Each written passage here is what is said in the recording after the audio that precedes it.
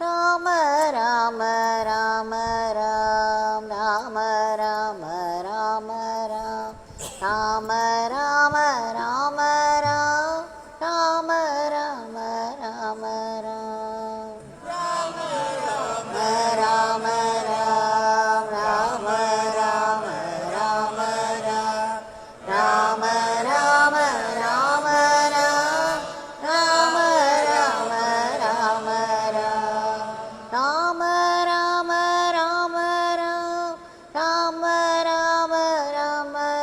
Ram, Rama Rama Rama Ram, Rama Rama Rama Ram, Rama Rama Rama Ram, Rama Rama Rama Ram, Rama Rama Rama Ram, Rama Rama Rama Ram, Rama Rama Rama Ram, Rama Rama Rama Ram.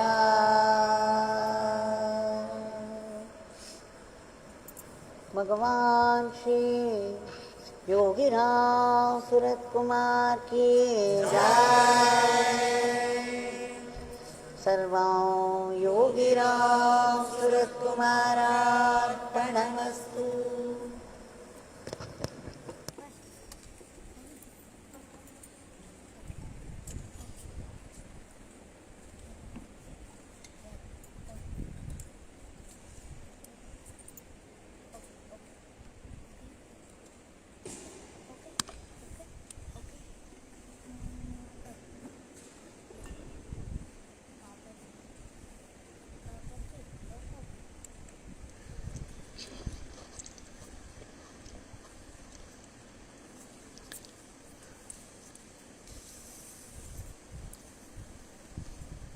Once again, we have been able to sing His powerful name and offer as Nama Pushpas at His lotus feet. Again, it's a great gift of grace from Him, and we have to celebrate it and ever remain grateful to Him.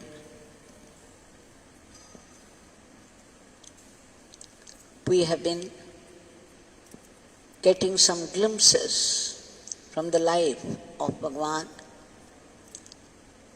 sometimes, and sometimes we go through Leelas, the glory of His name, of His grace.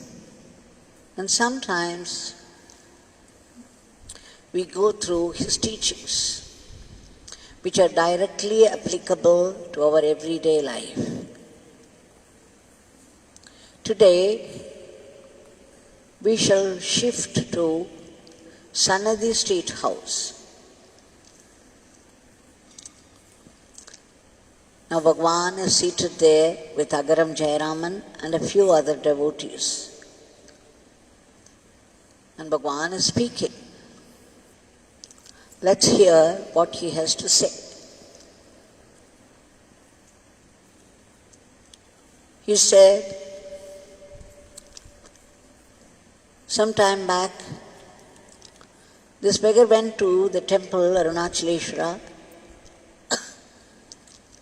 He came across a Sanyasi there.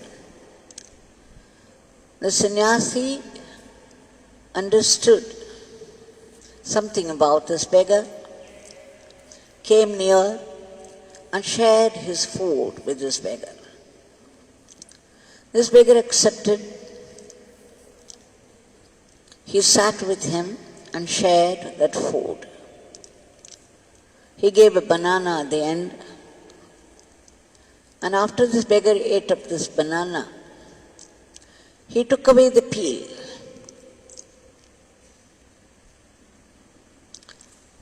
So that was okay. This beggar accepted. And then the next day, when he went to the temple, the sannyasi was there. Again, the sannyasi spotted this beggar, came near, and took me for some food. As we shared that food, at the end, the sannyasi took away this beggar's coconut shell.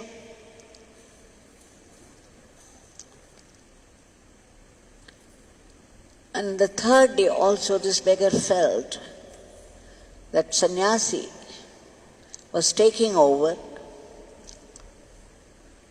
and this beggar knew it would not suit this beggar's father's work. So he slowly withdrew from the sannyasi. Just see, some people offer something to this beggar with conditions. Either they put conditions or they expect something out of it. It would be difficult for this beggar to be with them. This is the way they want to remember this beggar, by taking away this beggar's coconut shell. They would remember this beggar. What a way to remember this beggar. He said there was another time, one Mrs. Shankari had come with her husband, who was well versed in Shastras and who was also giving pravachan, lectures on Ramayana, Bhagavatam and other topics. Now they took the liberty with this beggar and they were playing a game. Shankari took this beggar's coconut shell, the empty coconut shell, and brought it to this beggar's mouth and said, "Eat it, eat it." This beggar had no idea why she was playing this game. Then she took it away. A few minutes after, again she brought it and kept it near this beggar's mouth and said, "Eat it, eat it." This beggar was a little disturbed and he looked at her husband, who is supposed to know better. But that man was smiling all the time. You see, these people do not know that they are playing with fire.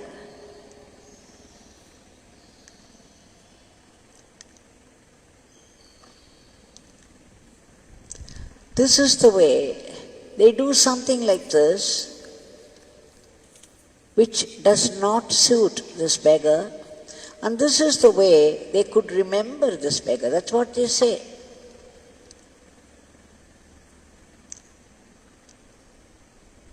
So you see, when you move with great masters, one has to be very careful. One cannot take them for granted. One should wait for a nod or a word and listen to them and do exactly what they say, and that to their satisfaction. Bhagwan, the cosmic being, he is no individual like you and me. He is cosmic in his dimensions. Even a single thought of Bhagwan could have repercussions on the cosmic level. Always I had seen an intense atmosphere around him. It would be so intense that often I thought, if I so much as bring my hand down, there would be a crackling noise. Such was the intensity of the field around him. And if he placed a pebble or a cigarette paper or a piece of gooseberry somewhere that is not to be disturbed. It's being placed with a certain purpose. And it would be working at different levels of the cosmos. If anyone should come carelessly and without any sensitivity to his work, should just move it away, even a millimeter, he would scream and say, "Oh, you have spoiled my father's work."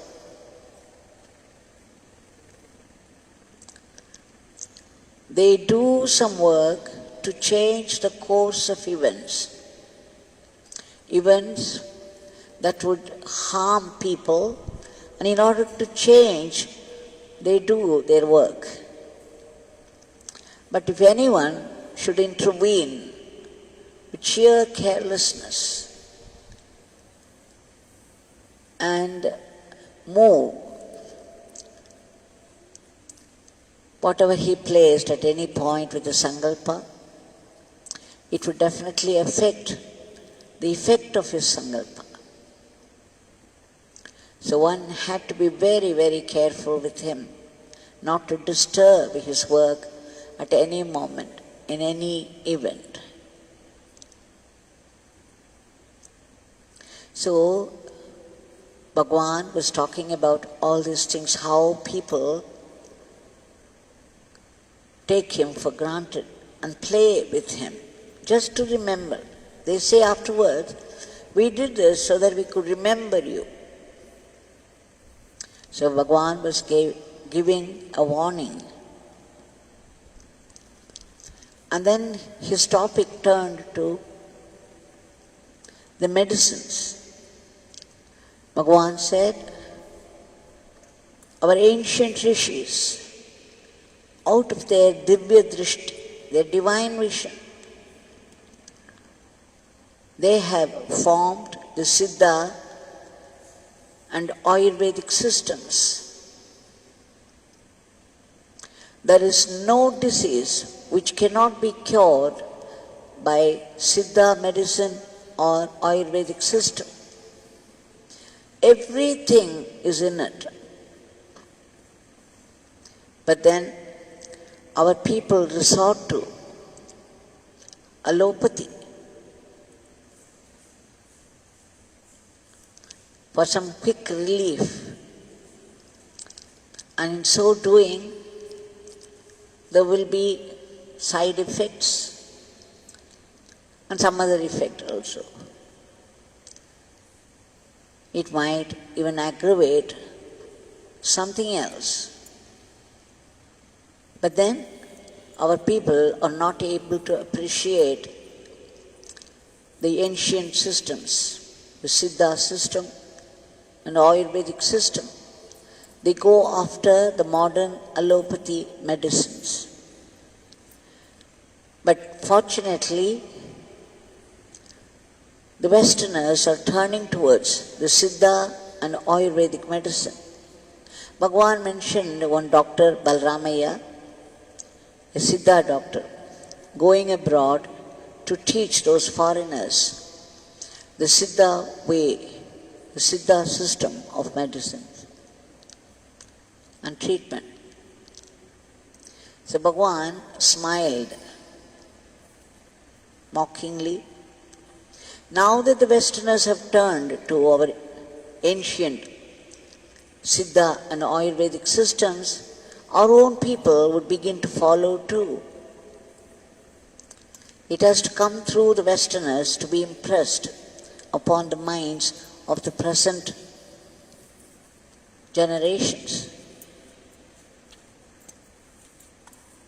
And again, Bhagwan emphasized, there is no disease that cannot be cured by Siddha system or Ayurvedic system.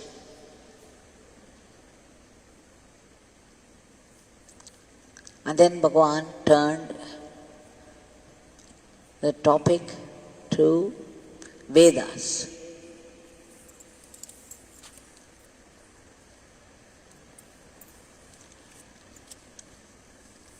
he said, these days, girls are not coming forward to marry a Veda Vidyarthi or Vedic Pandit. They prefer engineers, doctors, computer scientists, and so on. They do not understand the worth of Vedic Pandits. Just as India has its own constitution, the Constitution of India, the Vedas form the constitution of the entire humanity.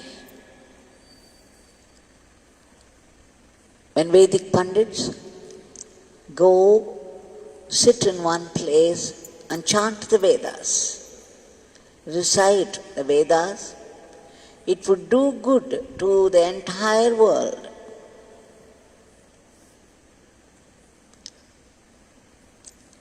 Even if they do not know the meaning, it doesn't matter. When they recite the Vedas, the very sound of the Vedas would bring about growth and development to the whole world. It will bring in divine energy to the world. It will bring about peace and wealth and all-round welfare to the entire humanity. Such is the greatness, such is the glory of the Vedas.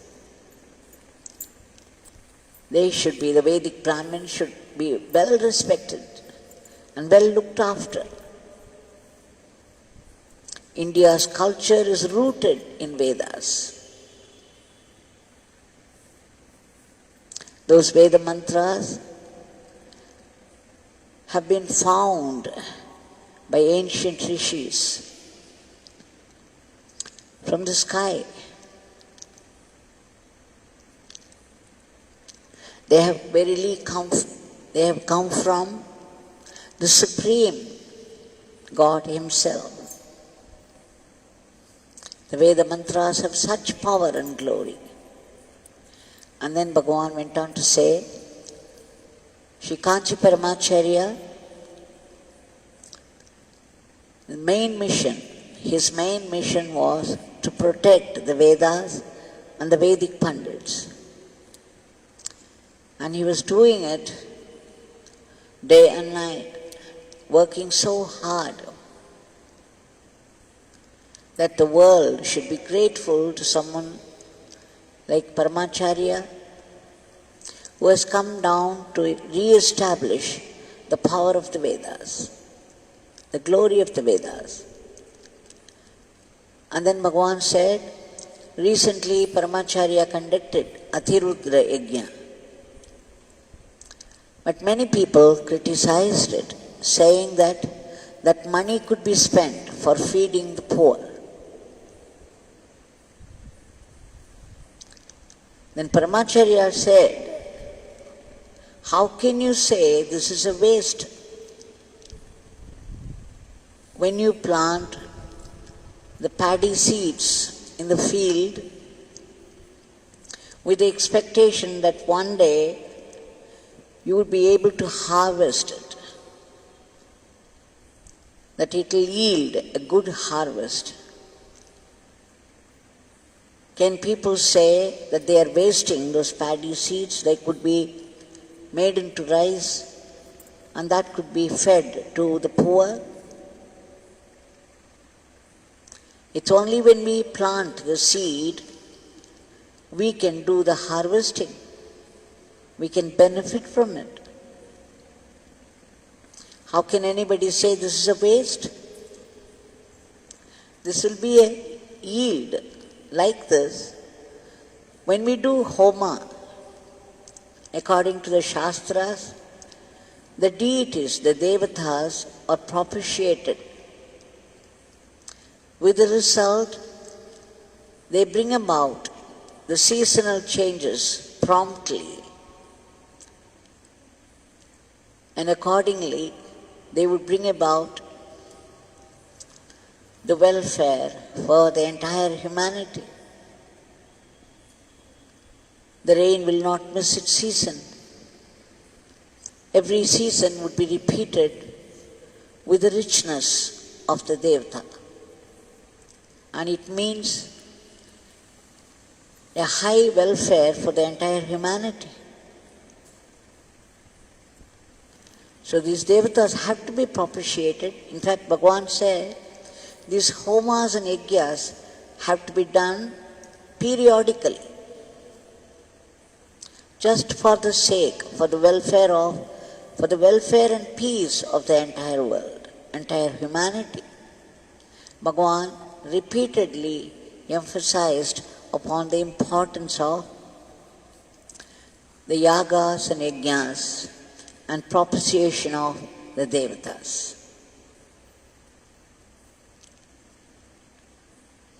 And so he was saying, he was also adding another point. He said, this beggar cannot go here and there to spread the importance of Vedas. This beggar cannot go here and there for the protection of Vedic Pandits. But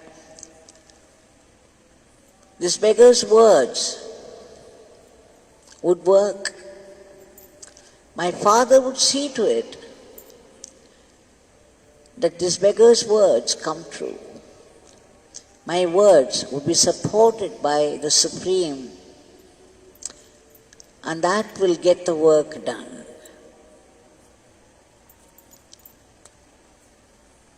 So Bhagwan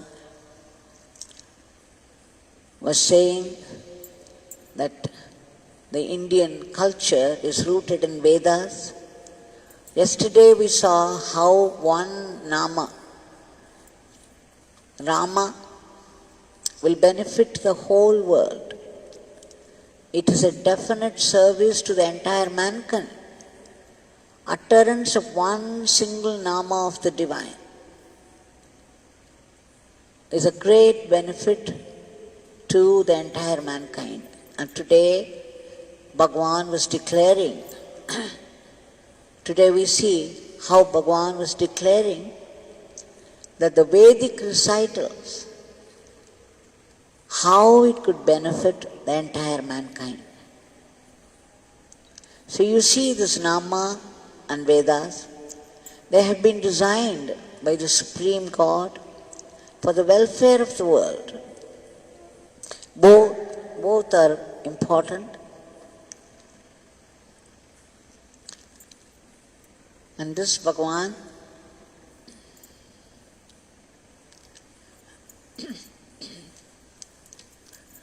when he was declaring the importance of the Vedas, Bhagwan also added this.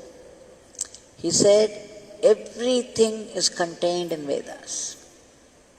Every knowledge of every science can be found in the Vedas. There is nothing outside the Vedas. And the Westerners have found it out, and they are slowly turning towards the Vedas for deeper knowledge of their subjects. So Bhagwan again and again declared the importance of the Vedas, how every knowledge of every science is contained in them. We just have to tap it deeply and learn. Now the Westerners have started, Bhagwan added, so the Indians would follow.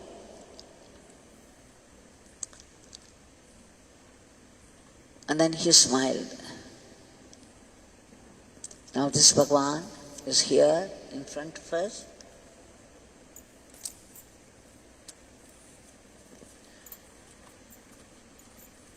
With his raised hand in benediction, and there's a constant flow of grace from him. And there is a smile playing on the lips. And his eyes are focused upon the Brahmarandra, a deep samadhi state. Yet, it has flowered into compassion for the humanity, and that's why the raised hand in benediction.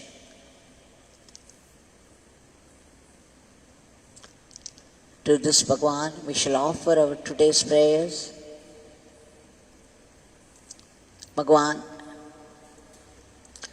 we beg you again and again for your immediate divine intervention to free the entire humanity from this Rakshasic virus and bring back normalcy based upon dharma. People should change their values, that people live any way they like, finding a philosophy to suit their way of life. Instead, they should begin to live for a philosophy. And Bhagwan kindly uproot this panic from the hearts of people, which is doing more harm than the disease, and stop the spread of the disease. Enter those medicines so that they would work. And please protect all those great souls who are laboring against all odds, fighting the disease for the sake of the others. And we beg you for a boost to our economy. And above all, we should remember your Nama constantly. And Bhagwan, just as you pronounced, let us learn to be good instruments in your hands and go about our everyday life. When Bhagwan was in Sannidhi street, he made this declaration also. He said, you see Rama of Ramayana, his whole life was an embodiment of dharma. People have to follow the way he lived. Whereas Krishna taught Bhagavad Gita, one should follow what he taught. One should not imitate Krishna's life. One should imitate Rama's life, the way he lived. He lived the dharma, every bit of the way. And one should follow Krishna's teachings, not his life. And then he laughed and said, this beggar has no conscience. You people have conscience, but this beggar has no mind, no conscience. Father has taken over this beggar, and it is he who is controlling this beggar, his word, thought, and deed. You people do not imitate the life of this beggar. Do not imitate the cigarette smoking just because this beggar is doing it. You have to take bath every day. This beggar cannot take bath. This beggar has no time to take bath. This beggar has not taken bath for years now. This beggar is dirty, bad, mad. Do not follow this beggar, but follow what this beggar says. Make Nama the center of your life. Serve the great master to his satisfaction. Keep offering everything. Whatever action you do, offer it to him. He is the real doer. Knowing it, you offer your actions to him, action flowers at his feet.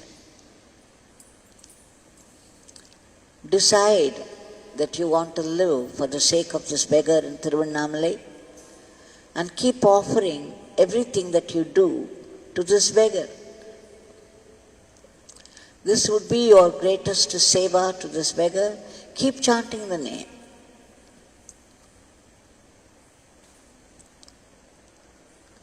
So let us follow the teachings. Bhagwan often said, take up one teaching and practice it all your life. and you will get there.